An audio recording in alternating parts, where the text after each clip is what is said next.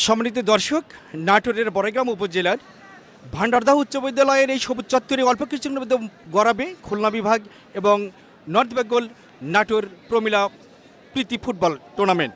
সম্মানিত শুধু আজকের হাই ভোল্টেজ খেলাটি দেখবার জন্য আপনাদেরকে সুস্বাগতম জানাচ্ছি। সম্মানিত শুধু আজকের হাই ভোল্টেজ খেলাটি অল্প কিছুর মধ্যেই ভান্ডারদহ উচ্চ বিদ্যালয়ের এই সবুজ চত্বর মাঠে গড়াবে। এই খেলাটি দেখবার জন্য আপনাদেরকে সাদর আমন্ত্রণ জানাচ্ছি।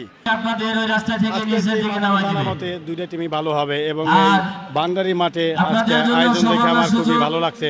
আমি সিরাজুল হিসেবে বলছি, তাদেরকে আমি হাজার হাজার ধন্যবাদ জানাই এই মাঠে মহিলা টিমের আয়োজন করার জন্য। আমি চাই যে সারা বাংলাদেশে এইরকম প্রতিটা মাঠে স্কুলে মেয়ে টিম আয়োজন হোক এবং সফল হোক মেয়েরা, এবং এটাই আমার আশাবাদ।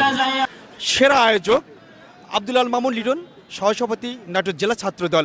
ভাই, আজকের এই এত বড় বিশাল আয়োজন, আপনি এই নারী ফুটবল টুর্নামেন্টকে আপনি কিভাবে দেখছেন, কিভাবে মূল্যায়ন করছেন? আসলে আমার মূল টার্গেট যেটা, সেটা হচ্ছে যে এই বাংলাদেশ দ্বিতীয় স্বাধীন হওয়ার পরে আমরা চাই যে এই মানুষদের, এই ইয়াং জেনারেশনের এই খেলামুখী করতে, এবং এই খেলামুখী করার জন্য এই নারী প্রীতি ফুটবল খেলা, আরাফাত রহমান কোকো স্মৃতি নারী ফুটবল ম্যাচ, এটা আয়োজনের উদ্দেশ্য হচ্ছে ইয়াং জেনারেশনকে মাদক থেকে খেলামুখী করার জন্য, দর্শকদের বেশি দর্শক হবে, মানুষের মধ্যে সাড়া ফেলবে এই নারী ফুটবল খেলা, এই জন্য এই নারী ফুটবল খেলার আয়োজন করা।